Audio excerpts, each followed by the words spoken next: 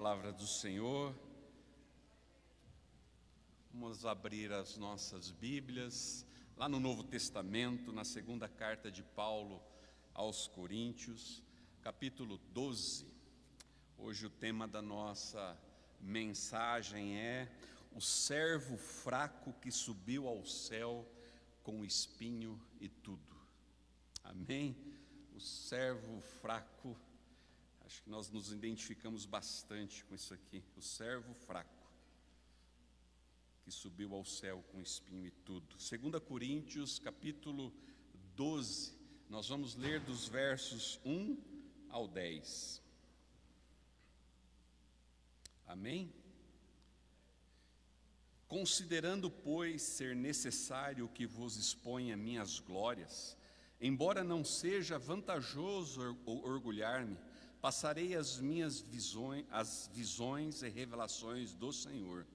Conheço um homem em Cristo que há 14 anos foi arrebatado ao terceiro céu. Se foi no corpo ou fora do corpo, não entendo exatamente. Deus o sabe. Mas sei que este homem, se isso ocorreu no corpo ou fora do corpo, não sei, mas certamente Deus o sabe. Foi arrebatado ao paraíso e ouviu palavras inexprimíveis, as quais não é concebido ao homem comentar. Nesse homem me orgulharei, mas não em mim mesmo, a não ser em minhas próprias fraquezas. Ainda que eu decidisse gloriar-me, não seria de fato insensato, porque estaria narrando verdades. Contudo, evito falar sobre isto para que ninguém pense a meu respeito mais do que seja capaz de observar em minha vida, ou de mim pode ouvir. E para impedir que eu me tornasse arrogante por causa da grandeza dessas revelações, foi-me colocado um espinho na carne, um mensageiro de Satanás para me atormentar. Por 3 vezes roguei ao Senhor que o removesse de mim. Entretanto, ele me declarou: a minha graça te é suficiente, pois o meu poder se aperfeiçoa na fraqueza. Sendo assim, de boa vontade me gloriarei nas minhas fraquezas, a fim de que o poder de Cristo repouse sobre mim. Por esse motivo, por amor de Cristo, para ser feliz nas fraquezas, nas ofensas, nas necessidades, nas perseguições, nas angústias. Porquanto, quando estou enfraquecido, é que sou forte. Senhor, nós pedimos que o Senhor aqueça os nossos corações com a sua palavra, em nome de Jesus. Amém. Amados, muitas vezes há um certo fascínio da nossa parte, mais ou menos saudável, com experiências meio inexplicáveis. Livros, filmes, vídeos, testemunhos contando sobre supostas idas ao céu ou ao inferno, histórias sobre abdução de alienígenas, relatos de encontro com o sobrenatural. E eu penso que Deus permitiu termos experiências assim para mostrar que o mundo não se resume só aqui, só nessa horizontalidade aqui que nós vemos. Existe algo maior que ainda será revelado. Sabemos também que muitas dessas coisas são de nossa mente, são de nossos medos. E há também, obviamente, muito charlatanismo nisso tudo. Mas a Bíblia ensina que a força das trevas, sim, capazes de se disfarçar de anjos de luz. Por isso, Deus não nos insta a ficarmos buscando esse tipo de coisa.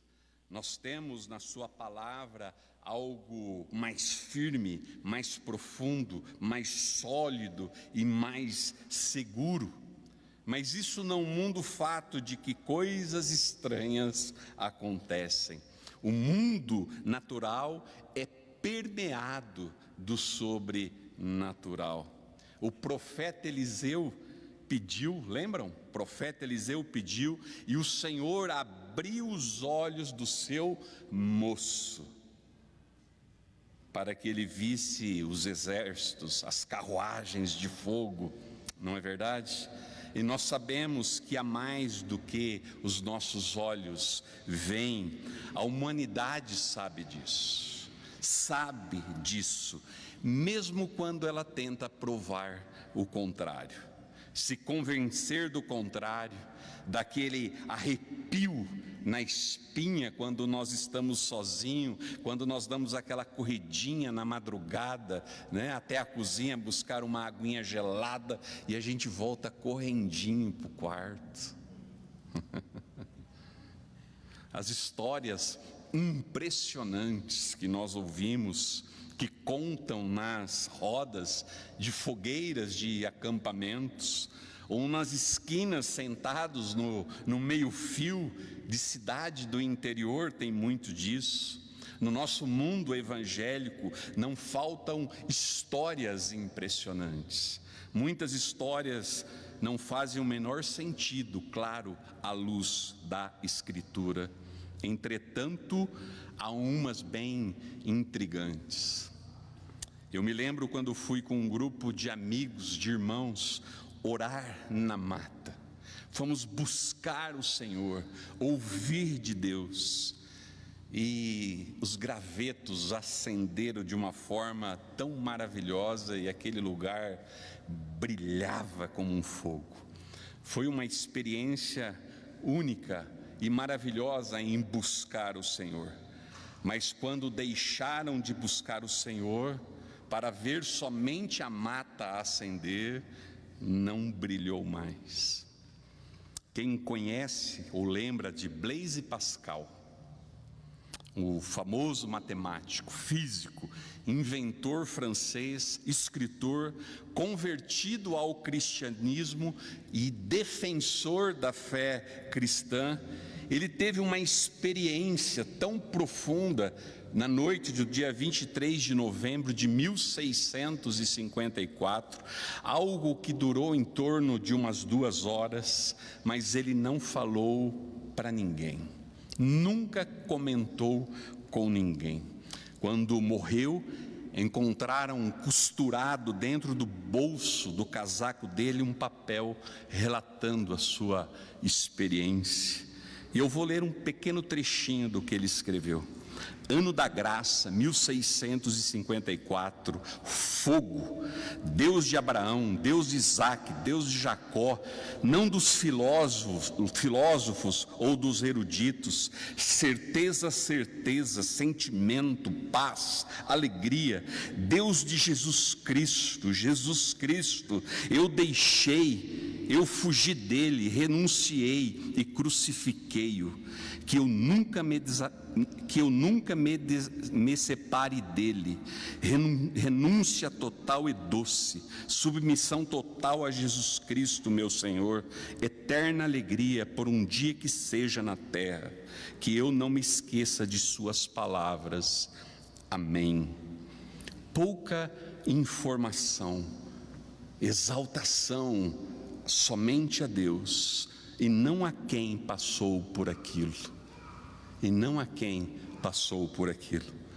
Tomás de Aquino, um dos grandes teólogos da era medieval, escreveu enormes tomos de teologia, como a famosa e incompleta Suma Teológica, uma obra de muitos volumes, uma teologia complexa, mas que ficou incompleta. Dizem que ele passou por uma experiência tão impressionante com o Senhor, que simplesmente não escreveu mais nada. Deixou sua obra incompleta, dizendo: chegou ao fim o meu trabalho, tudo o que eu escrevi parece palha, depois do que eu vi, não tem nem por que ficar escrevendo. Chega. E sabe, amados, tão interessante quanto o que pode ter acontecido é justamente o fato de que nenhum deles ficam falando muito a respeito. Uma reação totalmente oposta ao que muitos gostam de contar, experiências pessoais que querem fazer disso uma doutrina bíblica ou carregar como um troféu para si. Então, como viver neste mundo de sombras, à luz do que a gente sabe do que está por vir? Do que está por vir. E hoje nós vamos conversar a partir de Paulo sobre o fato de que a graça de Deus é suficiente para a vida dos seus servos. A graça de Deus nos é suficiente para a nossa caminhada neste mundo sofrido, neste mundo cheio de espinhos. A graça do Senhor nos basta para vivermos bem em expectativa ao que vem. Ao que vem, aleluia. E o primeiro ponto da mensagem é uma consideração sobre como a vida é mais ampla do que os nossos sentidos mostram. Paulo vem mostrando aqui aos coríntios, a igreja de Corinto, que estavam dando ouvido a todo tipo de gente e que se gabavam das coisas erradas, tratando aqueles falsos mestres como que eles fossem a própria fonte do saber de Deus. E assim eles estavam caminhando, eles estavam indo para outro evangelho que não o de Cristo. E por amor a eles, Paulo fez uma coisa que ele mesmo não gostava de fazer, algo que ele chama de tolice. Mas percebeu que ele precisava responder aos loucos de acordo com as suas loucuras. Ok, eu vou contar para vocês umas coisas. Assim como um pai ou uma mãe que resolve contar para os seus filhos coisas que os filhos nem imaginam que os seus pais fizeram. Porque os filhos, eles são bem interessantes, né? Eles são assim, eles esquecem que a gente teve uma vida antes, não é verdade? Antes deles chegarem a este planeta. Assim como Paulo vai mostrando para aquela turma de Corinto que se for para ir pelo caminho de pedigree, por assim dizer, se for por ir por um caminho de experiências terrenas, serviço fiel ao reino, sofrimentos e fraqueza, o currículo de Paulo não dá para comparar. Não dá, inclusive nas vergonhas, como ele ter que sair fugido de Damasco por amor ao Evangelho. Tudo isso porque ele quer mostrar que a glória é do Senhor e não é a do servo que importa. Não é o servo que importa, mas é a glória ao Senhor. Que conhecer verdadeiramente a Cristo supera tudo. O valor é de Cristo. E ele não tem medo de viver o que Cristo tem para ele. Paulo não tem medo nenhum, não tem receio nenhum de viver aquilo que Cristo tem preparado para ele.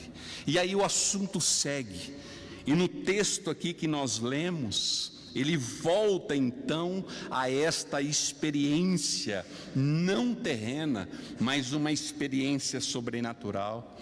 E é bem comum as pessoas quererem falar e buscar dessas experiências, se provar às vezes superiores aos outros, uma conversa de quem é mais espiritual, de quem viu mais anjos, de quem contou mais carro de fogo, de quem subiu mais ao monte. E Paulo mais uma vez fala: gente, para com isso, irmãos, para com isso. Mas se vocês querem falar sobre isso, então deixa eu contar uma história para vocês. E ele conta a experiência que supera a de qualquer outro humano. Com isso, ele não quer se mostrar um grande homem, e ele nem traz detalhes a respeito disso. Se vocês pegarem, se nós tentarmos mergulharmos no texto, nós vamos perceber que ele não traz detalhes sobre isso. Como nós, muitas vezes, nós queremos saber detalhes sobre isso. E nós entramos, às vezes, em uma de querer descobrir o que se passou ali. Ele quer se mostrar um pequeno homem que serve um grande Deus, sobre um grande Salvador que lhe mostrou o próprio paraíso. E é diferente de João, não é verdade? Diferente de João, por exemplo. João teve a revelação de Deus de Apocalipse, mas João foi instado pelo Senhor a escrever o tempo todo em Apocalipse. Escreva, conta, avisa a igreja. Avisa a igreja. Igreja, esteja com seus ouvidos abertos. E às vezes nós temos, medo, né? Receio de nos aprofundarmos nessa experiência tão maravilhosa de Apocalipse, porque é para nós, igreja, que aquilo foi escrito, não de Paulo ter ido ao céu. Paulo não traz detalhes sobre isso, não é verdade? Aquela revelação não foi dada a João de uma forma privativa, ela foi dada a João para mostrar ao mundo, para mostrar à igreja. E assim nas Escrituras nós temos algumas ocasiões de pessoas recebendo acesso e tendo visões especiais também. Pedro, por exemplo, teve aquela visão do lençol que descia do céu. Ezequiel teve as suas visões. Moisés viu aquela montanha tremer. Isaías viu o Senhor no seu alto e sublime trono. Jacó teve o seu sonho na escada. Estevão viu o Cristo junto ao trono. E Paulo nos conta sobre este evento, mas note que é um evento raro na própria vida do apóstolo Paulo. É algo tão especial que aconteceu há 14 anos e ficou guardado com ele. Ele guardou para ele. Entenda, amado, a vida é assim além deste mundo físico, sim, e nós cremos nisso. A palavra de Deus nos ensina sobre isso. Essa terra não é a realidade única e final. Ela é um mundo criado por Deus, caído, quebrado por causa do pecado, mas em preparação para ser refeito. Para ser refeito. Existe sim realidades espirituais que os nossos sentidos caídos não pegam, não veem, não percebem. Ao mesmo tempo, nós notamos aqui, não é algo que Paulo está aqui encorajando a gente a pedir. Paulo não fala assim: peçam vocês também, ó Coríntios, para ver isto, para terem esta visão. Ele nem fala que a gente deva esperar que esse tipo de coisa vai acontecer. Mesmo com ele, o apóstolo foi uma vez, e por uma razão muito específica, e ela veio com pesos. E o que nós temos? O que nós temos? Nós temos as palavras de Deus revelada neste livro poderoso, que servem para nós de uma forma maravilhosa para trazer a mesma segurança que essas visões trouxeram para Paulo. E temos sim inúmeras experiências ordinárias com o Senhor, que nos lembram sim do seu poder e do seu cuidado para conosco. Há algo mais do que esta pequena realidade que nós enxergamos, tão quebrada, tão enfumaçada, que é a glória do céu, e ela é difícil de ser descrita em palavras.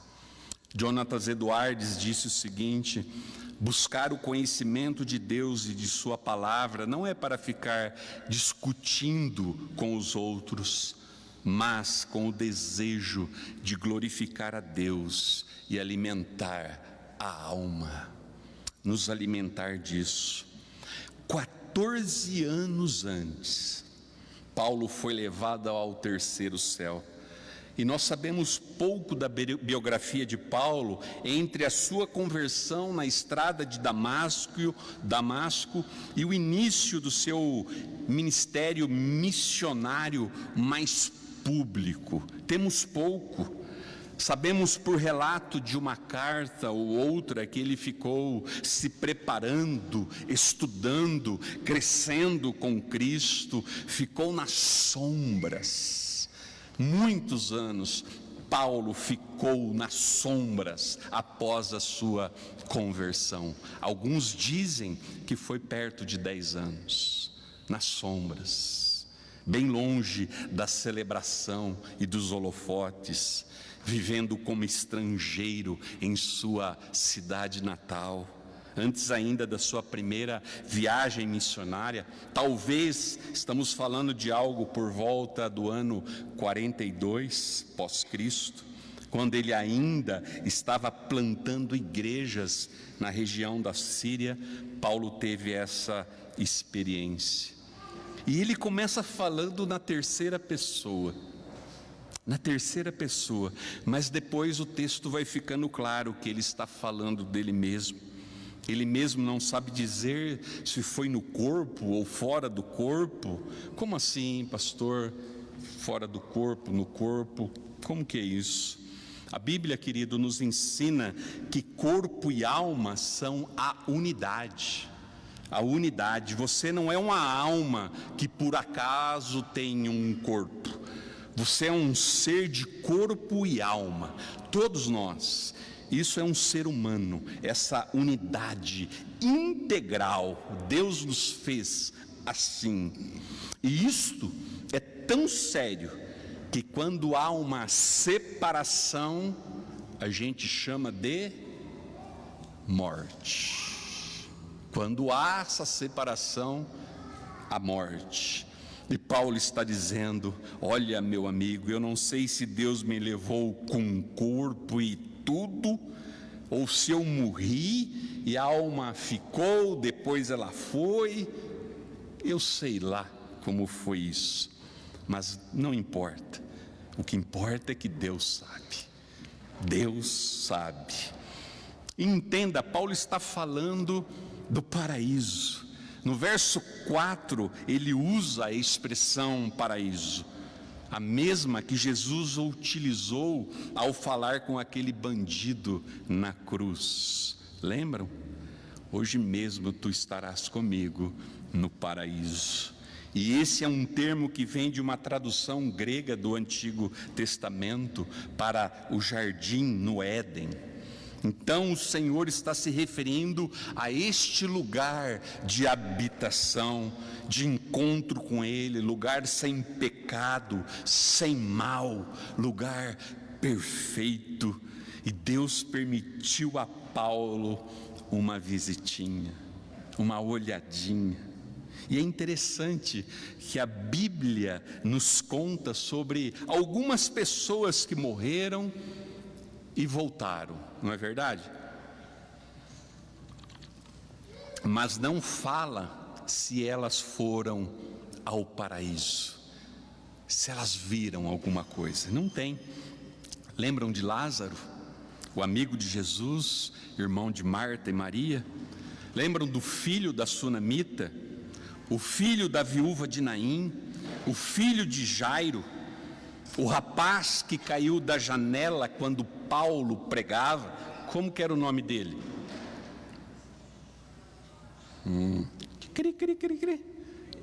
Eutico, oh glória, Eutico. Paulo, entretanto, foi e viu. Conta aí, Paulo, conta aí cada detalhe do céu, né? Nós somos aguçados assim, né? Conta aí, Paulo, como que é, ruas de ouro. Conta para nós, Paulo, queremos saber tudinho. E Paulo fala: não posso, não posso, não posso porque não dá, e não posso porque não deixam.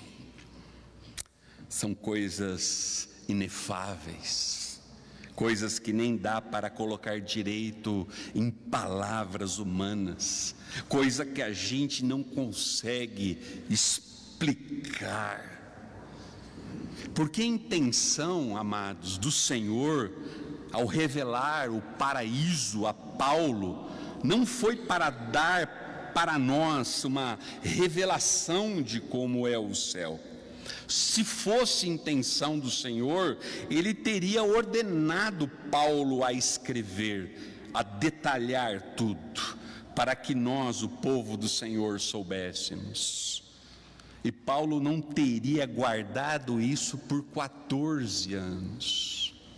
Por 14 anos. Mas foi para ele ser encorajado na sua missão, para que tudo aquilo que ele viu fosse um lindo lembrete, um poderoso lembrete para ele, Paulo, para os dias de fugir de Damasco com vergonha, para os dias de apanhar na rua, de ser apedrejado, de ser cercado no teatro de Éfeso por uma multidão enfurecida para pegá-lo, de levar chicotada dos judeus, de ser preso, estar em perigo de morte, sofrer naufrágios, fadiga, muito trabalho árduo, vigílias, passar fome, nudez, frio, sede, de perigo entre falsos irmãos e possivelmente pelo peso das vidas assassinadas que lhe pesava ao coração. E mesmo em meio a tudo que ele passou, ele recusou-se a gabar-se dos seus dons, e fez disso uma confissão. Ele confessou: se convém gloriar-me, gloriar-me-ei no que diz respeito à minha fraqueza, para que repouse sobre mim o poder de Cristo. Quando sou fraco, então é que sou forte. Humildade de Paulo, humildade, uma perspectiva incrível. Sua transformação nunca chegou nas manchetes de jornais, nunca. E sabe, amados, o tempo de espera que Deus determina para a sua vida nunca terá muita importância para os outros. Entenda isso, querido. O tempo de espera que Deus determinar para a sua vida nunca terá muita importância para os outros. Talvez a dor de suportar uma reputação manchada, uma falência financeira, uma experiência terrível de um acidente ou de uma doença devastadora, e todo este sofrimento acaba por quebrantá-lo. O Senhor usa os desapontamentos para nos levar à nossa Tarso particular, Ali Ele começa a trabalhar profundamente a nossa alma, o nosso caráter, para obtermos uma perspectiva renovada, uma nova e viva esperança. que possamos confessar, como Paulo, sinceramente: quando sou fraco, é que sou forte. Quando sou fraco, Ele é forte em mim. Paulo só está fazendo isso agora por causa dos seus opositores que insistem nessas coisas. Como um comentarista falou sobre isso, para Paulo, comunicações diretas do Senhor são momentos santos, não intencionados para o escrutínio público. E mais, a dificuldade de contar, de traduzir em termos o que é perfeito para um mundo caído. Paulo não consegue trazer tudo aquilo em palavras. Já aconteceu com você, irmão, quando você vai visitar algum lugar magnífico, lindo, e você fica tentando depois contar para as pessoas como foi aquilo? E aí você começa a descrever, você mostra a foto, você elogia aquele lugar sem parar. E no processo de contar você já percebe que a pessoa não está nada impressionada, nada. Aquelas coisas que você viu, é só estando lá, você percebe isso. A gente tenta, mas as palavras elas não chegam, não conseguem descrever a experiência como um todo.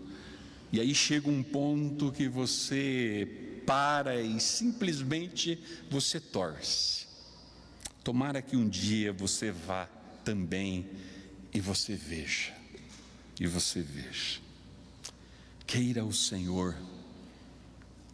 Senhor que todos aqui alcancemos esta graça, não só vislumbres, mas que possamos permanecer naquele que é perfeito. Paulo está falando de algo que não é desse mundo, não tem palavras para traduzir, é impossível. Lembra de João, quando escreve Apocalipse? Ele sempre vai falando: eu vi algo como, impossível de descrever. Para você que está aqui hoje, não crê em um mundo além do natural, daquilo que é visível, porque hoje é muito comum encontrar pessoas por aí que dizem que não existe nada além da matéria, além do físico, que somos apenas carne, osso e sangue. Para você que não crê em um mundo além do natural, não te parece estranho e fora do lugar que a humanidade em toda parte, em todo tempo, em todas as eras, seja fascinado com realidades além das que nós experimentamos nos nossos 5 sentidos? Que essas coisas movem o ser humano a tal ponto que muitos nós compramos, nós consumimos, nós ansiamos por isso. Um mundo cada vez mais secularizado, as pessoas não param de se voltar em busca de experiências extrasensoriais, seja por invocar o místico, o desconhecido, seja por bebidas alucinógenas, seja em ir em cartomantes e contato com os mortos.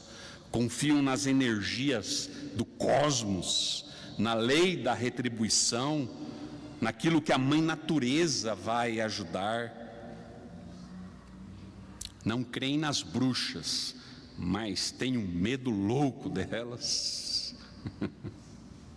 Será que insistem em dizer isso? O anseio pelo sobrenatural é algo da infância. Será que não é o contrário?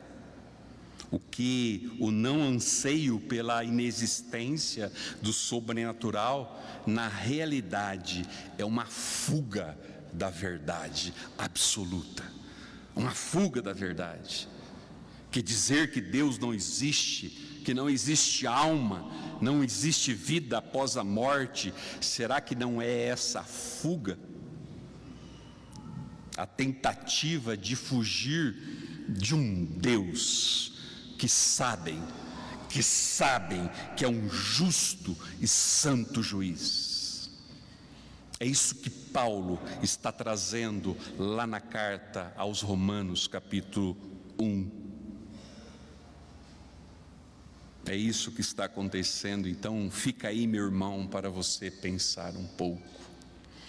E nós, o que nós fazemos com isso? O que nós fazemos com isso? Nós colocamos as nossas barbas de molho, como diz o ditado. Significa que devemos ser prudentes, ter paciência e ficar alertas, vigilantes, como diz a palavra. Vigiai. Não é só o nosso frágil corpo que nos faz gemer, é também a nossa natureza decaída, que impede que tenhamos um comportamento adequado, que nos impediria completamente se não fosse o Espírito Santo que habita em nossa vida, que habita em nós. Nossos gemidos expressam tanto o sofrimento presente quanto o anseio futuro. Portanto, amados, todos nós temos que carregar a cruz, mas é uma cruz que mata o nosso pecado, esmaga os nossos ídolos e nos ensina que é loucura nós confiarmos em nós mesmos. Do verso 6 em diante, Paulo começa então a falar sobre o lugar certo de se gabar. Se nós prestarmos atenção ali, Paulo coloca o lugar certo de se gabar. Não é em ter ido ao paraíso, mas é em ser fraco. Em ser fraco. Olha, se eu quisesse dar uma desperto com vocês e ficar falando sem parar da minha visão, eu estaria ainda assim falando a verdade. Enquanto tantos por aí mentem sobre essas coisas, mas eu me refreio, está dizendo Paulo, porque isso não é acerca de fazer Paulo grande, mas de Paulo diminuir. Por vezes nós queremos que os nossos líderes sejam gente que fala de grandes experiências espirituais, não é verdade? De quantos já evangelizou, de quantos já libertou, de quantos demônios você já expulsou, quantas pessoas você já curou, se você já foi ao inferno, se você já subiu ao céu. E Paulo está mostrando que não é isso. Importante não é Paulo, não são suas experiências, seu pedigree, seu feito, suas visões. Ele mesmo diz isso lá na carta aos Filipenses, capítulo 3, dos versos 8 ao 11. Mais do que isso, compreendo que tudo é uma completa perda quando comparada à superioridade do valor do conhecimento de Cristo Jesus, meu Senhor. Por quem decidi perder todos esses valores, os quais considero como esterco, a fim de ganhar Cristo e ser encontrado nele. Não tenho por mim a justiça que procede da lei, mas sim a que é outorgada por Deus mediante a fé, para conhecer Cristo e o poder da sua ressurreição e a participação nos seus sofrimentos, identificando-me com ele na sua morte, com o propósito de, seja como for a ressurreição dentre os mortos, nela estar presente. Quando olhamos para estes homens, como Paulo, como Pedro, como João, pense nesses homens. Eles fizeram sinais e maravilhas em nome de Cristo, não fizeram? O livro de Atos está repleto de sinais e maravilhas desses homens. Alguns teólogos falam que o livro de Atos dos Apóstolos deveria ser o título Atos do Espírito Santo, e não dos Apóstolos. Então você lembra, mas se você pega as cartas desses homens, de Pedro e de João, que eles escreveram depois, eles não fazem nem referência nenhuma a esses feitos, nada. Pedro não deixa nada registrado para o seu memorial. Sobre a discípula Tabita, por exemplo, ou Dorcas em grego, que ele a curou e ele a ressuscitou. Nem mesmo do homem paralítico chamado Enéas, que Pedro afirmou seja curado em nome de Cristo, e ele se levantou no mesmo instante, está lá em Atos capítulo 9. Pedro e João não ficaram contando sobre o rapaz na porta do templo que foi curado, mas eles contam sobre a glória de Cristo. A glória de Cristo, de ser encontrado nele, de participar dos seus sofrimentos como um servo, como um filho, do poder da sua ressurreição e nela estar presente. Essa é a nossa esperança, de estar presente na sua ressurreição. Como nós vamos fazer daqui a pouco, nós temos vislumbres e esperança, e nós já ensaiamos aqui de participarmos da ceia do Senhor, para que um dia, conforme diz lá em Apocalipse 19, nós vamos nos alegrar, nós vamos nos exultar, e nós vamos dar glória a Deus, porque chegou a hora das bodas do Cordeiro, e a sua noiva já está preparada. Aleluia. Para os apóstolos, não são as coisas grandes que eles fizeram. Quando Paulo fala dos seus feitos aqui, é só para justificar o seu ministério e para que eles, os coríntios, eles não fossem atrás de falsos mestres.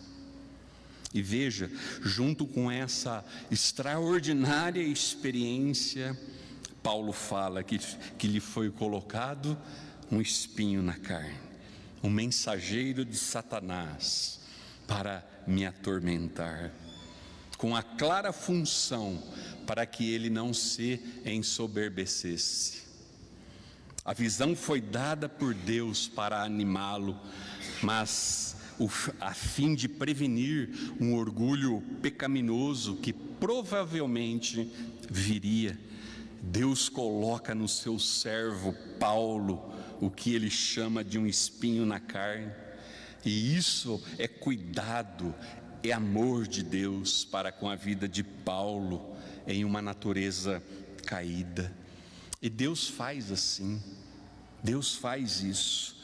Deus muitas vezes faz isso, inclusive com os líderes das suas igrejas.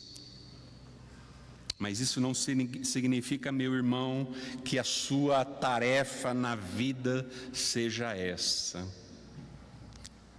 De gente que acha que a sua função na vida é ser o espinho na carne do pastor. Tipo, é para você não ficar soberbo, viu, pastor? Eu vou ficar aqui, espetandinho. Tem gente que nunca encoraja, amados, mas só critica a liderança.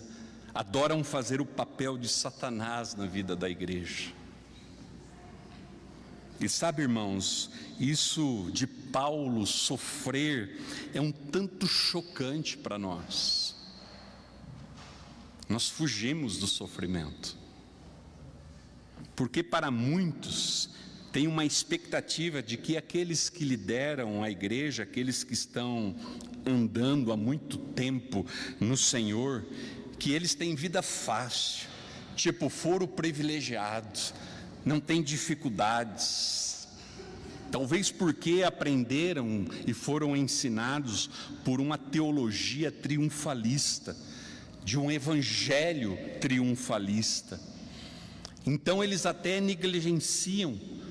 Como vou chamar alguém para vir à nossa igreja se os pastores ficam doentes? Os líderes ficam passando por dificuldades. Como eles vão acreditar no poder de Deus nesta igreja? E Paulo está nos lembrando. É assim, meus irmãos. É um choque de realidade nesta vida decaída. Foi assim com Paulo, é assim com muitos que querem servir ao Senhor. As pessoas ficam com medo de encorajar pastores, seus líderes, com medo deles ficarem soberbos. Fiquem tranquilos, amados irmãos, porque não faltam situações humilhantes para baixar a nossa bola. Acontece muito mais do que você imagina. Por isso que foi assim com Paulo. Foi assim com Paulo, um mensageiro de Satanás. Isso nos lembra de outra história na Bíblia, a história de Jó. O diabo intentando mal na vida de Jó, e Deus usando tudo aquilo para o crescimento de Jó. Deus permite situações para que a glória seja dele e para que haja crescimento do seu servo ou dos seus servos. Se não fosse o tal do espinho na carne, o que nós recebemos de Paulo teria sido com certeza menos. Justamente essa situação fez com que aquele servo fosse útil. E tá, pastor, o que é esse espinho na carne de Paulo? Todo mundo quer saber o que é esse tal de espinho na carne. Querido, talvez fosse algo tão óbvio para aquelas pessoas ali, que ele não precisava ficar explicando na carta. Talvez ele tenha falado, o meu espinho na carne, e todo mundo, claro, já sabemos. Mas nós leitores não sabemos. Talvez fosse algo oculto à maioria das pessoas, e agora com a experiência do paraíso, Paulo está trazendo um pouquinho da sua dor, compartilhando um pouco da sua dor. E não faltam teorias, A minha favorita não faz sentido na cronologia do mundo, porque o Palmeiras ainda não existia nessa época. Então eu acho que não era isso. Alguns falam de depressão, a dor que o perseguia do passado. Outros falam de problemas sérios de visão. Tem uma das cartas que Paulo fala que ele sabe que os outros estariam dispostos a arrancar os seus próprios olhos para oferecer para ele. Está lá em Gálatas 4. Dispostos a dar o próprio olho para Paulo. Em outra carta ele diz, Paulo, vejam com que grandes letras eu vos escrevo. Outras cartas ele está falando e outro escrevendo, ele está ditando, ele está falando e outro escrevendo. Mas nós não sabemos, mas com toda certeza, pelo linguajar dele que ele usa na carta aos Gálatas, é um tipo sim de dor física.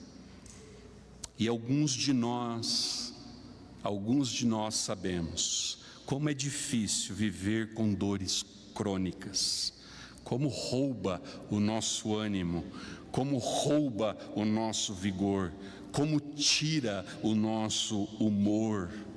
É bem difícil a pessoa ficar se exaltando quando ela precisa de ajuda até para amarrar o seu tênis.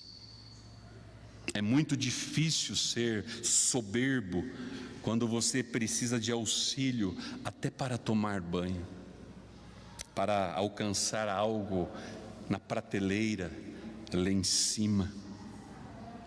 Realmente é difícil ser soberbo quando nós percebemos em Cristo, todos os dias, as nossas fragilidades e a nossa pequenez. Um comentarista disse assim: quando Deus deseja usar alguém grandemente, muitas vezes em amor, Ele fere essa pessoa profundamente e expõe as suas fraquezas. Mas nós, como filhos, nós podemos pedir por alívio ao Senhor, sim, se derramar aos pés de Jesus. Lembram de Maria, na pregação de domingo passado? Se ir aos pés de Jesus. E não é ímpio pedir ao Senhor por alívio, é ímpio sim se voltar contra o Senhor se Ele não conceder. E é ímpio também você não perceber como Deus pode agir na sua vida via espinhos. Via espinhos. Paulo fala 3 vezes: eu pedi ao Senhor, mas Deus disse não. Não. Paulo pediu, mas Paulo ouviu não. Paulo tinha a opção de viver reclamando daquele espinho, ou perceber que aquilo era uma graça de Deus para manter o seu coração no lugar, para manter o seu coração alinhado com o propósito de Deus para a sua vida. Porque é muito curioso, queridos, é muito curioso quanto das coisas que mais te estressam no dia a dia, quanto das coisas das quais você mais reclama no seu dia, são coisas que um dia você pediu para Deus. Você pediu para Deus tanto por um cônjuge, e agora você só reclama do cônjuge. Você pediu para Deus tanto para ter filhos, um filho, mas filho agora dá tanto trabalho. Reclama do seu emprego que você tanto pediu para Deus, mas quase todo dia você vai trabalhar reclamando, principalmente de segunda-feira.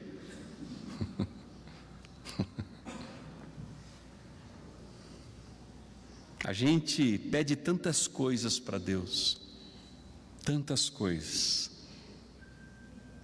mas o nosso nível de insatisfação parece ser um buraco sem fim. Um buraco sem fim. A nossa alma é difícil, sim. Como aquela música do Resgate, Raízes, diz bem isso. Muitas vezes, amado, o Senhor vai nos dar coisas boas, mas elas virão também com dificuldades, para que os nossos corações sejam treinados, ensinados, aperfeiçoados, para que nós cresçamos em semelhança a Jesus Cristo. Não é para o nosso mal, é para o nosso bem.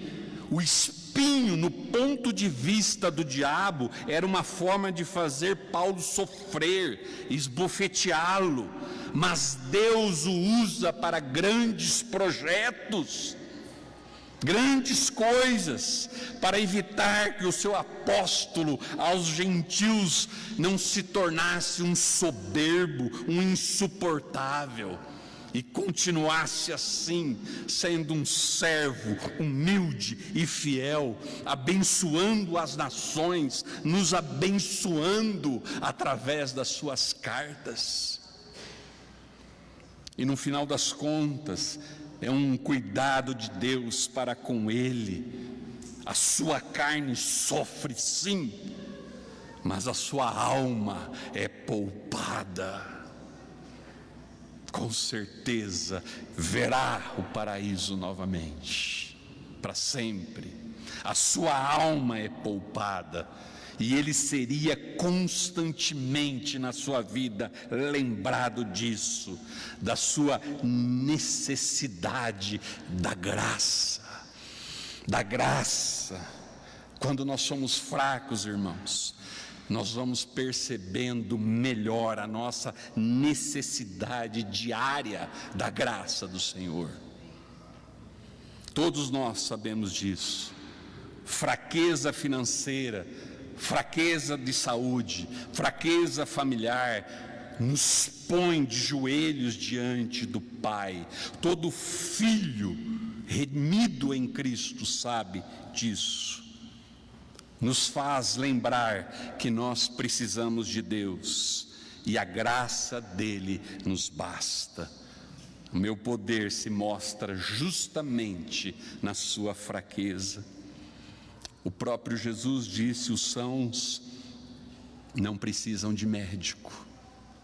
Os sãos não precisam de médico. E tinha um monte de gente lá em Israel, naquela época, que andou lá, que achava que eram sadios, e por isso não viam necessidade alguma de um redentor. Mas tinha um monte de gente que se percebia fraco, a escória da terra, e corria para os braços dele. O que você prefere ser? Quais têm sido as suas escolhas? E é engraçado ver e discernir isso. Se eu tenho um espinho na carne, é uma evidência para todos que Deus me ama. Entenda isso, pequeno Cristo.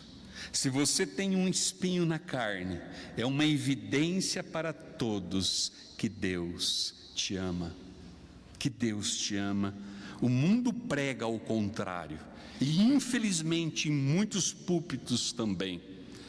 Paulo olha a sua situação e ele reage com um testemunho: Deus me ama, Deus está forjando em mim um caráter aprovado em Cristo, que eu seja mais dependente dele, para que a força e a glória seja dele e a fraqueza minha.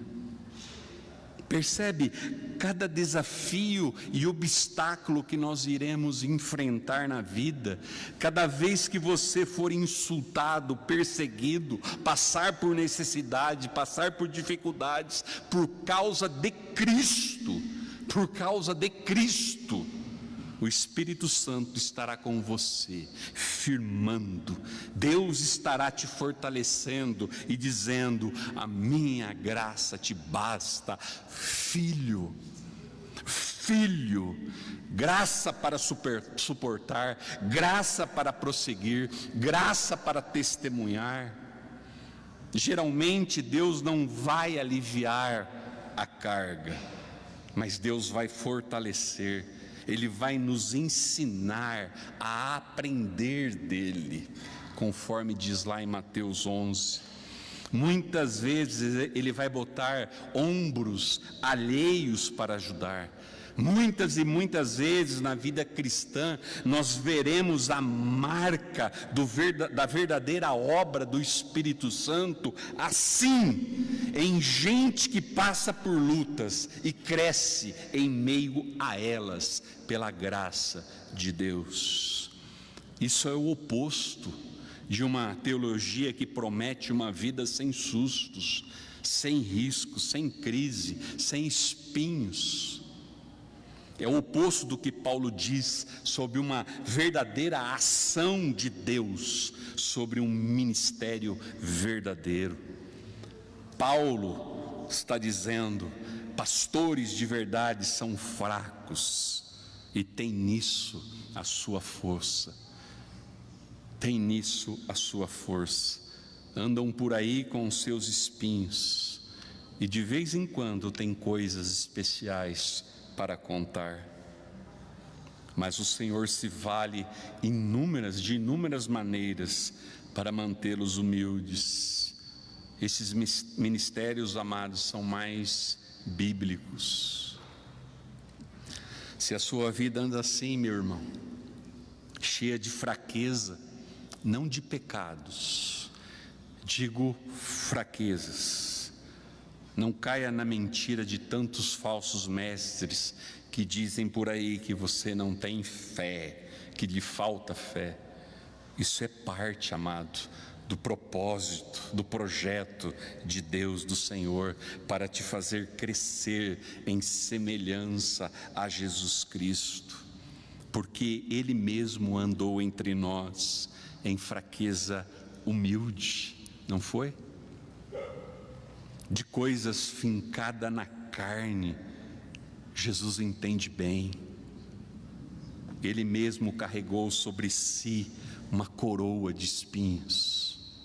Entendemos que estes espinhos na nossa carne são a misericórdia de Deus, a fim de que nós sejamos aperfeiçoados. É a bondade dele contra o nosso orgulho. Porém,